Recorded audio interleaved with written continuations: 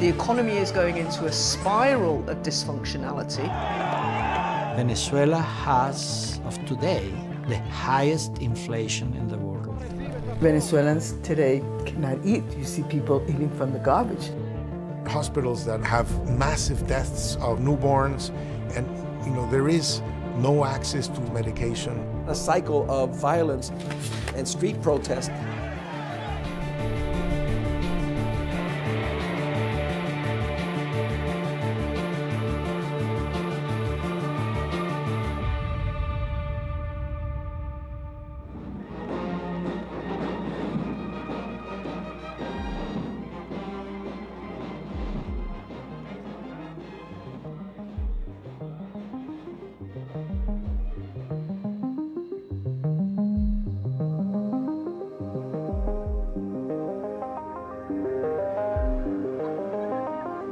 Chavez was seen very much so as, a man of the people, the poorer people. And he identified with them and he loved them and they loved him. He was very popular, he was very imaginative, but Chavez had a base of oil. He had a cash cow that never a leader in Venezuela had before. When Chavez first came to power, oil was at roughly $7 to $9 a barrel. But by 2004, 2005, we're looking at oil price per barrel lifting over $100 a barrel. He has power and he has money.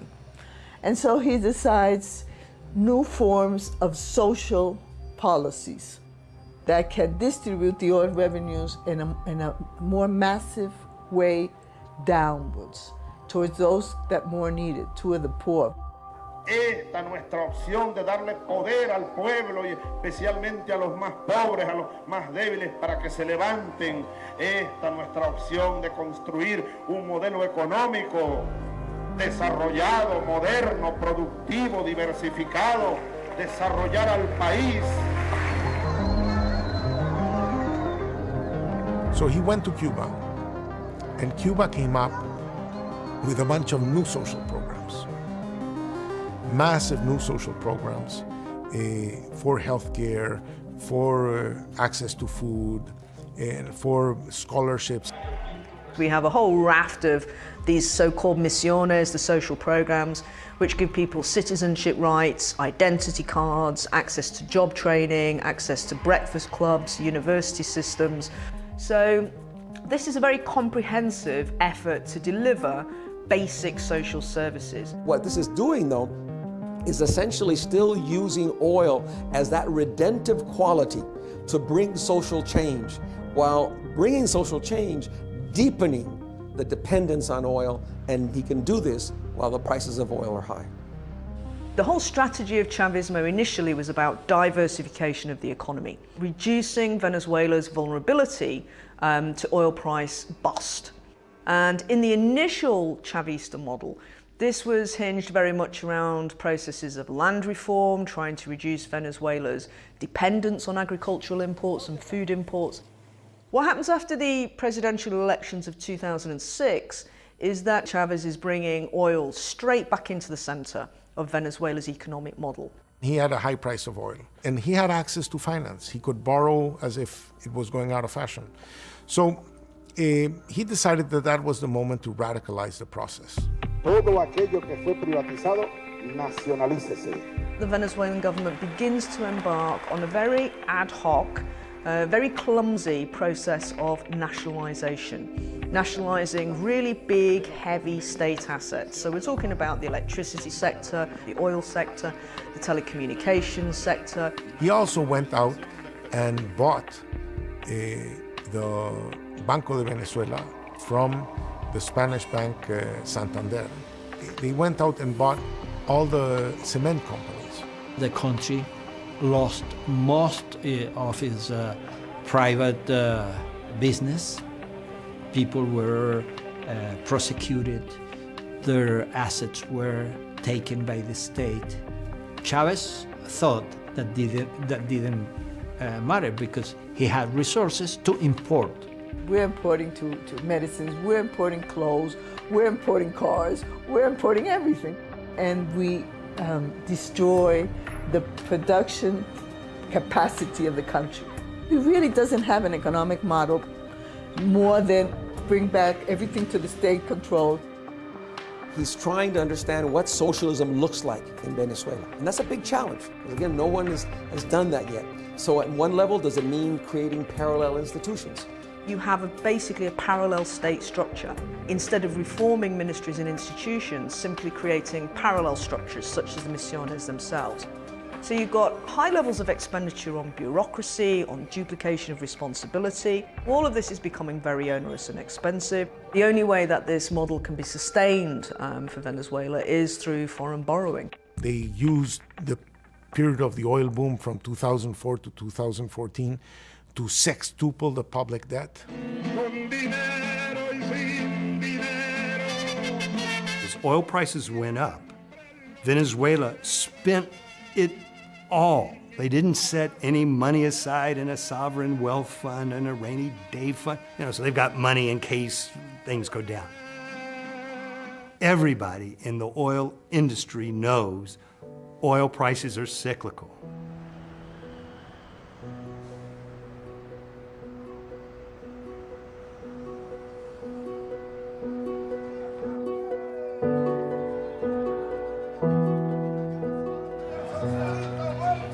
Chavez gets sick. He gets cancer. Meanwhile, many things begin to unravel. Capital markets said, these guys are borrowing as if it was going out of fashion. So they sort of started to stop lending to the country. The economy starts to go down. People begin to say, wait a minute, before it's all gone, I'm going to get my piece of it. Now, when Chavez had first come to power, he had said that essentially there was going to be a hard hand, an iron fist against these problems of corruption. But the reality was that absolutely nothing was done. So the end result is kind of decay of the Chavista Bolivarian revolution and a state which is becoming more and more indebted. The biggest sucker in Venezuelan history is the guy who's going to follow Chavez as president. And that's exactly what happened.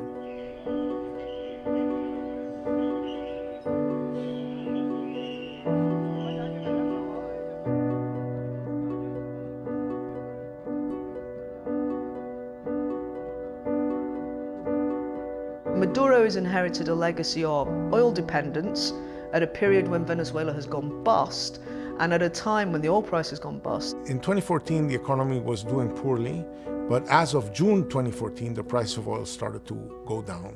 When the oil price started dropping, the government had a severe debt and did not have enough dollars to buy the food imports and the medicine imports and all the good imports that it was buying before.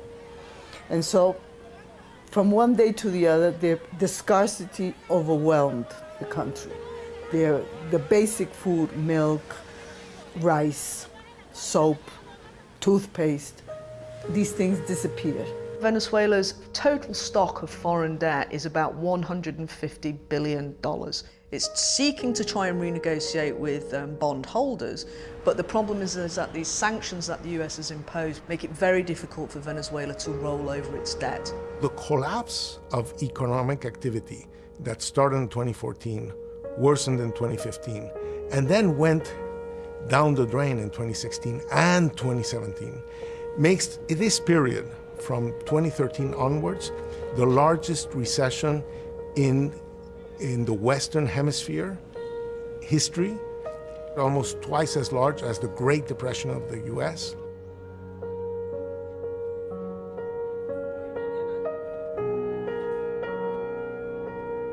Maduro has simply not addressed any of the problems or the legacy that he inherited from President Chavez. And that's been very difficult for people who are not in that elite, loyalist circle around Maduro, profiting and benefiting and living the high life because they don't have to worry about going shopping every day or paying their bills. The people actually in the street who are experiencing the dramatic and detrimental effects of the economic crisis are the ones who are saying, wait a minute, something's not right here.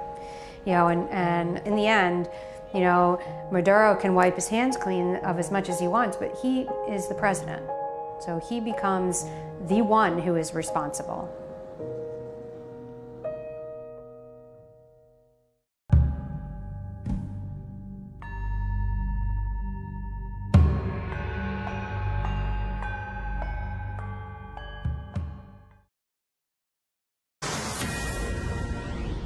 So the president had a chance actually to speak with it and President Guaido today.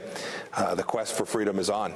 The Venezuelan people have made very, very clear that their constitution demands that Maduro not be the president of the United States, and the United States is prepared to support the Venezuelan people to achieve the freedom, democracy. Secretary of State Mike Pompeo, they're on the way forward in Venezuela. We're all trying to figure this out. Opposition leader says he met with the country's military to win support for the ousting of the disputed President Nicolas Maduro. We're joined now by the Democratic Florida Congressman Darren Soto, co-sponsoring a bill to grant temporary protected status to Venezuelans who come here to the U.S. Sir, good morning to you. We'll talk about your bill in a moment. What do you think the reality is on the ground there in Venezuela and Caracas today? Well, certainly everything's in flux. You have protests going strong. You have a serious consideration by the Venezuelan people to make sure that Guaido potentially could become the interim president. And the illegitimate President Maduro is feeling the most pressure he has in years by both at home and in the international community. Why do you feel the reach out is necessary to those in Venezuela now to welcome them here? What is your sense of that demand from those people? Well, first, there is murder going on in Venezuela. The economy is trashed, even though they have some of the best natural resources in the world. There's no freedom of press, and there's been over 3 million people who've left that country, including over 233,000 here in Florida and over 1 million throughout the United States. Well, so you're exactly this is right on our doorstep. You're exactly right about it. He has destroyed the wealth in that country also. Did you see the piece in the New York Times from yesterday, Strength is in Unity? Guaido wrote it, and the end line is here. I would like to be clear about the situation in Venezuela. Mr. Maduro's re-election, May 20, 2018, was illegitimate, as has since been acknowledged by a large part of the international community. His original 6-year term was set to end on January 10. By continuing to stay in office, Nicolas Maduro is usurping the presidency. I know you agree with that, and I know a lot of our European allies they've got our back on this, and some of the same familiar players are on the other side, as you well know. How real is the possibility of further bloodshed there, do you believe, today? Well, certainly bloodshed is already going on. You've had hundreds of protesters killed just over the last couple of weeks. But the hope is that the military will see the light of day, that this was an illegitimate election, that Canada, the United States, Brazil, and most of the countries throughout the Americas are now recognizing the interim President Guaido, and they'll make the right decision, which is there needs to be new elections in Venezuela that are accurate, and we need to make sure we have democracy throughout the Americas. What if Maduro survives? What's the outcome then? It would be disastrous because he's already a dictator who has gone to the most gruesome and murderous means to stay in power. And one of the critical things is the new sanctions, particularly against Citgo, which are billions of dollars in revenue that has propped up that administration, are now cut off and available potentially for an interim government. So that's one of the biggest things that's happened so far, along with recognizing Guaido and, of course, humanitarian efforts to get directly to the Venezuelan people. Last point here. How real is the possibility of military action? How real is the possibility, can you even forecast for us, that the U.S. would be involved? A lot of Democrats and Republicans on the Hill would have concerns about military action, which is why we're focusing on the main things where there's a lot of common ground. Sanctions, recognizing the current President Guaido, and also humanitarian aid. But if the money runs dry and the military isn't being fed and families across that country are starving, we're hopeful they're going to make the right decision. Well, you're dealing with an administration, you know, that's been unrepentant in its opposition to Maduro, and I know you're aware of that. Darren Soto, thank you for your time. The Democrat from Central Florida. Thank you, sir.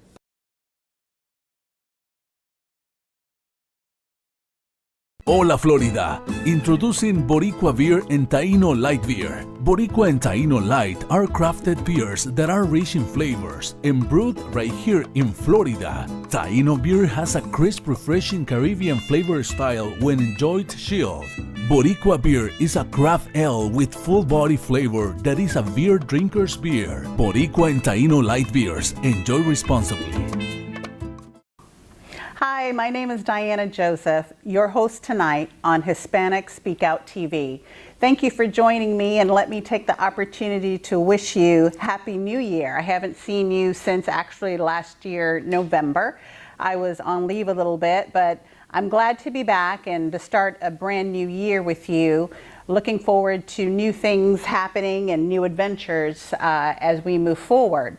One of the things I wanted to stop and talk about, you know, the new year is usually about reflection, about what happened the year before, about what changes we want to implement in this coming year. There are a lot of times that we take this time to make renewals of new ideas and new things that we want to do in the new year that we didn't have the opportunity to do in the last year. But reflecting myself not only on the blessings that I have had and have experienced in 2018, I had to take a moment to stop and also to reflect on others and what their experiences were in 2018. And one of the things that has always and continues to be a passion of mine is the homelessness as it continues to rise, not only throughout our nation, but in our state of Florida. Again, as the chair of housing for the NAACP, one of the reasons that I took this role is because I wanted to somehow impact, make a difference, whether it was small, whether it was large, in order to communicate, in order to let us know, let the community know, you know, that we do have a serious problem that continues to rise in America today.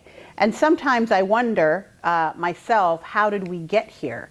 A nation that should be becoming stronger every year, a nation that should be unifying every year, a nation that should be making bigger and higher strides every year. How did we get to a point in our society where the real picture behind it all is that we do have families, and I may have families looking at this show this evening, but I do have families that are living in hotels. I have families that are living on the streets. I have families that are living in their vehicles. And this is a real and everyday occurrence. I think I had mentioned this before in a prior show of mine, but sometimes throughout my own business as a broker, I get phone calls from families that are in need and need help in finding a place to stay.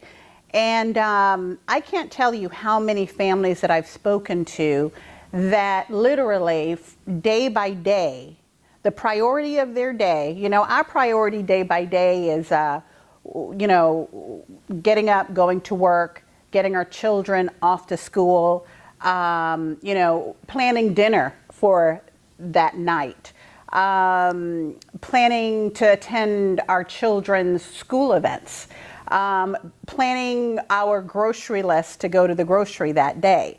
But, you know, while we do this and not realizing that even in doing this, we are very blessed to even have the opportunity of doing those things that we consider so small, but we take for granted, we have mothers and fathers that are literally trying to decide, where am I going to sleep tonight? And you have to ponder and really embrace what I'm saying to you today.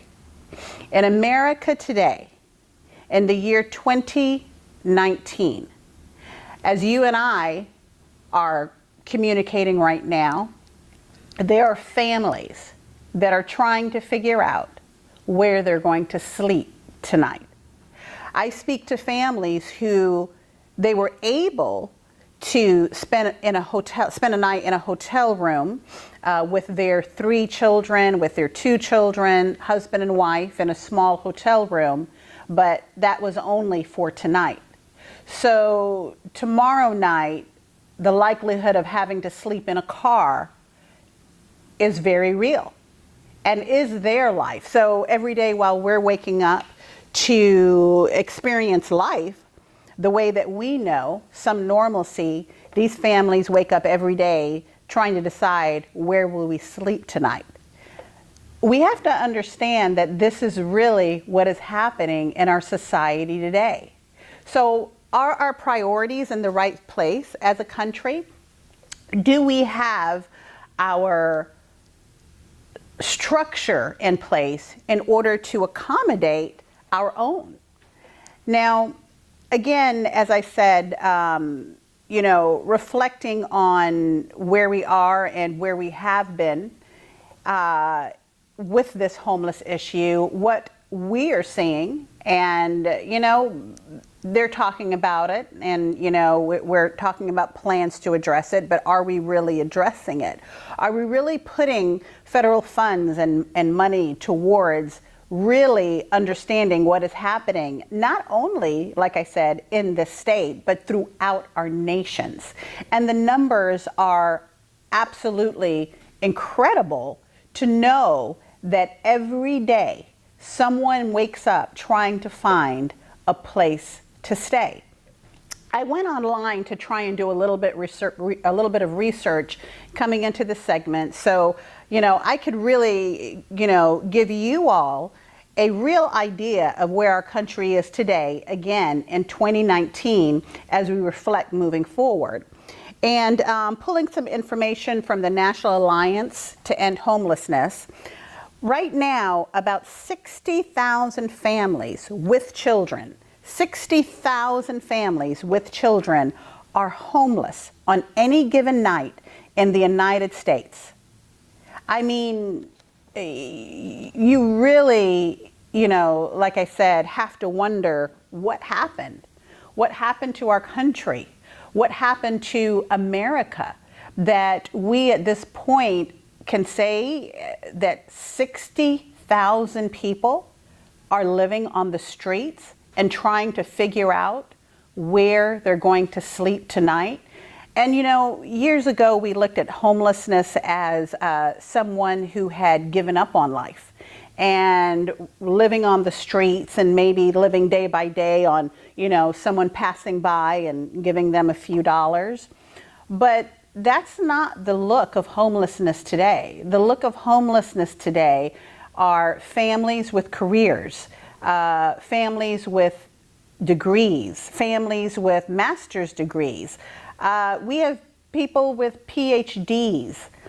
We have children that pretend when they walk into class that they didn't sleep in a car the night before, or pretend when they walk into class that they had no place to even take a bath.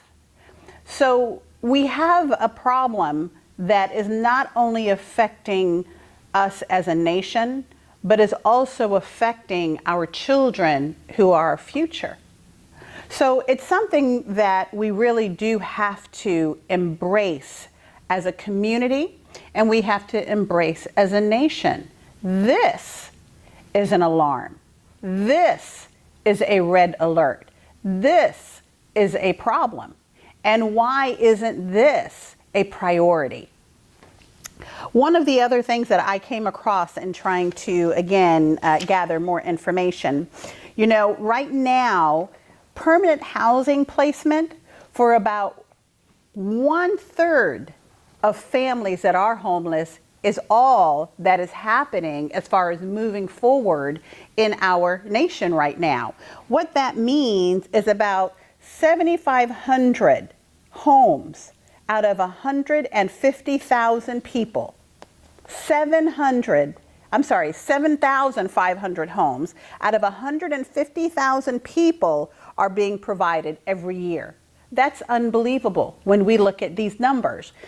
And this is not a topic I think I'm going to be able to end today because there's so much information on it. And I am going to take the time between this segment and maybe the next, the second segment and maybe the third segment, because I really want to give you all a really good picture of what's happening. I know that we have a large minority viewing audience, and one of the things that we also have to be aware of is that this is affecting our communities. Do you realize that right now, of the homeless, that minorities are affected the most? And of the minorities, Hispanics and Blacks are the two races that are affected and are the highest numbers in homelessness. Whites and Asians are the lowest and almost non-existent. And again, we have to understand that this is a problem that needs to be addressed, that needs to be faced. Let me give you a few numbers because our segment's getting ready to end soon, but I also wanted to make sure to give you some information in regards to just the numbers when it comes to African Americans and Hispanics alone. And again, we are only a portion of, the minorities, but a large portion. Of African Americans, we make up more than 40% of the homeless population, but represent 13% of the general population. Whereas with Hispanics and those identifying as Hispanics, up to 18% of the general population, but 20% of that is homeless. They have no homes. They're trying to decide where to stay tonight, where to live. Of both the whites and Asians, they are underrepresented and among the homeless population. Now, the other thing that we have to keep in mind when looking at these statistics and numbers that come out, this does not include those that are staying in hotels, because it has become very challenging, because what is happening is we have homeless population that is in transition constantly. So as a result, there's a large percentage that are staying in hotels that are not being part of the numbers or the polling or the statistics. So again, we do have a serious problems that we do need to voice our concerns about. Again, this is something that is very passionate for me, and even as a business owner and as a volunteer for a large organization, it is something that, again, I am every day moving forward and trying to find solutions and where did we go wrong. So instead of watching every year our numbers continue to rise in homeless population, we can see some numbers decreasing. In 2018, we actually went up in homeless numbers by 0.3%. So that alone can tell you that we haven't found the answer yet, because there's continuing to be an increase. Continue to keep them in your prayers. But again, as we enter this new year and as the segment ends, I want to remind you again that even the little things in life we have to be grateful for, because the big things in life, just the need of having shelter, not many of us have the gift of being in a home tonight. So keep those people in your prayers as we continue to talk and research some of what is happening in America today and in the homeless population. Thank you for joining me tonight. Thank you. My name is Diana Joseph.